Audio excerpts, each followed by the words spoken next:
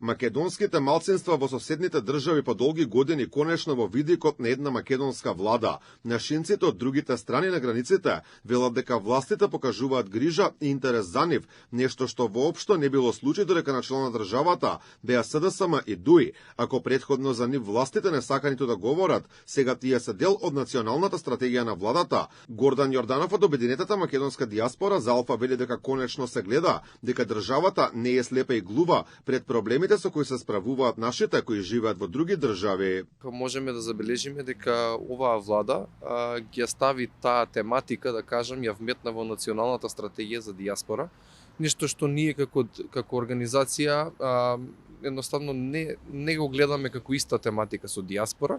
Мислиме дека треба да бидат посебни, но сепак се гледа дека некој се грижи, односно има интерес околу малцинските права. Посебно проблематична е состојбата на македонците во Бугарија, кои не се ниту признаени и не им се почитуваат никакви идентитетски права. Официјална Софија не спроведува ниту едно од пресудите на судот во Страсбург кои се донесени во корист на македонците. Премиерот Христијан Мицкоски во неколку наврати ја повика Бугарија да го почитува она што го донел највисокиот суд за заштита на човекови права. Нашинците од другата страна на источната граница се задоволни што конечно има интерес за решавање на проблемите со кои се соочуваат со години и години. Сите власти во Бугарија од времето на Тодор Живков до сега проявувале грижа само спрема македонското малцинство во насока истото да исчезне, да биде асимилирано. Сегашната македонска влада покажува можеби највисоко ниво на интерес од сите македонски влади после самостојувањето на Македонија.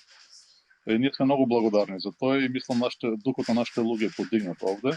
И се надеваме дека тоа ќе оди уште подлабоко и подалек. Минатата владина гарнитура никаков интерес ниту грижа не покажуваше и за малцинството во Албанија, кое пред 2 години кога се одржуваше попис, беше цел на агресивна кампања за бугарска асимилација. Ситуацијата е сега многу подобрена, велат нашинците од таму. Зајакнување и промовирање на македонскиот идентитет на македонците кои што живеат во Албанија.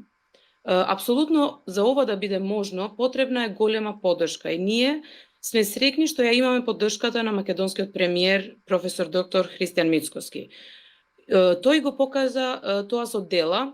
Јас како македонка претходно не знаев дали екзистира некоја можност за да имаме поддршка од Македонија, па сега имаме и поддршка и надеж, имаме и можности за да направиме поиќе работи за нашите македонци тука во Албанија. Долги години посебно проблематични беа состојбите за нашите во Егејот. Со потпишувањето на Преспанскиот договор Македонија не само што го промени името, туку и официјално се откажа од нив. Сепак сега велат дека оваа власт барем покажува некаков интерес за проблемите со кои се соочуваат тие. Има луѓе во круговите на македонска влада, министри, државни функционери кои се од потекло од Егејска Македонија, ги знаеме, не знаат, ги знаат работите, доаѓаат кај нас.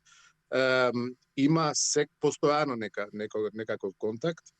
Ама во секој случај нема тоа не би можел некој да каже дека постои соработка или имаме нешто моментално што заедничко го правиме. Знам дека ги следат работите, малце повеќе од претходната влада, ако смеам да кажам. Сите се согласни во едно, состојбите се подобруваат, но македонците од државите соседи се уште се справуваат со низа проблеми, на кои мора да се продолжи со работа и во наредниот период. Малцинствата, за жал, во соседните држави сепак се соочуваат со големи предизвици, тоа го гледаме и со последните дејствија.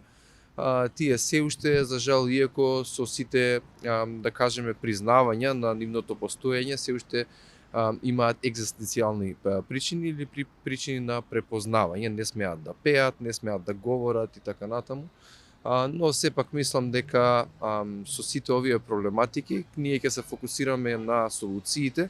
Доказ за негрижата на претходната влада за македонските малцинства, особено во Бугарија, е што ниту еднаш не беше побарана да биде спроведена барем една пресуда од Судот за човекови права во Страсбург. Покрај тоа ниту еден владин представник не беше присутен на отворањето на македонскиот културен клуб во Благоевград Никола Вапцаров, ниту пак имаше реакција кога истиот со судска одлука беше затворен.